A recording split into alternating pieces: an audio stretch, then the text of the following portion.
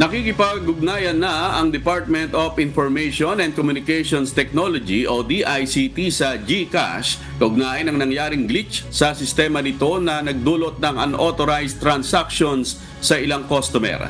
Ayon sa ahensya, handa silang tugunan ang panawagan ng mga biktima na imbestigahan ang insidente kung makikipag-cooperate ang kumpanya. Paliwanag ng DICT, pribadong kumpanya ang nagmamay-ari sa nasabing digital wallet kaya kailangang magiging voluntaryo at nakadepende rito kung magpapasailalim sila sa pagsusuri ng kagawaran.